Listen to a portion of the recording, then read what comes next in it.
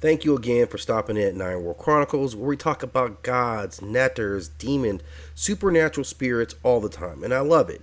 And none do I love more than what we're going to feature now, which is Henet, called the Mother of the King. She is an ancient Kemetic goddess of the pelicans with a pelican representation, but is truly so much more. She is known as the Mother of the King, and her mouth in pelican form relates to the opening of a shaft in a tomb. So she has a very distinct relationship with the afterlife, which is very important. She also serves a role as a protector against snakes, but she also predicts safe travels for those who are the dead.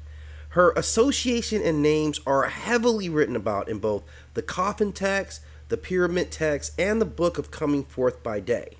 It is said that she is the king's mother and the king is her son.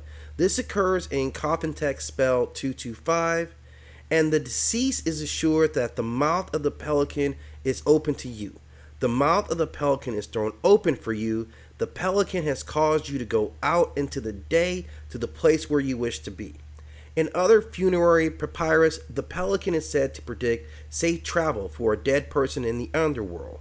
The open beak is also associated with the ability of the deceased person to leave the burial chamber and go out into the sun rays of the open day, which is an analogy made to the long cavernous beak of the pelican and the tomb shaft. She is always known as one of the beneficial deities who plays a very important role in the hereafter or the afterlife. It is said that she speaks to the doorkeepers of the afterlife.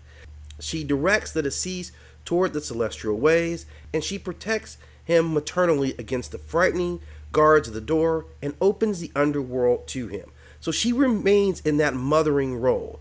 She is identified with the goddess Nut, as both of them are called the mother of the deceased kings, and helps him as he is ascending into the sky.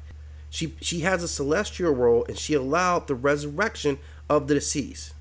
She has a protective function as a sacred bird and has the ability to scoop up fish and other hostile creatures in her path, showing that she clears away dangers for the soul making its way through the duat. It is obvious that this goddess has a mythological association with both the rising and the setting sun. Now, obviously, we don't hear much about this deity. She's not written up in many of the modern mythologies that we tell about the Nasut, but she has a heavily invested role in the ancient texts, and it's through understanding these deities that we gain a greater insight into the overall belief system, particularly how they view the afterlife and your journey from your being of deceased rising up to your next plane of existence. A very important deity. Thank you again for stopping in at Nine World Chronicles. If you have something to contribute about this particular deity, please drop it in the comments. We'd love to hear from you. As always, hit that like and subscribe and click that notification bell so you know when new videos drop.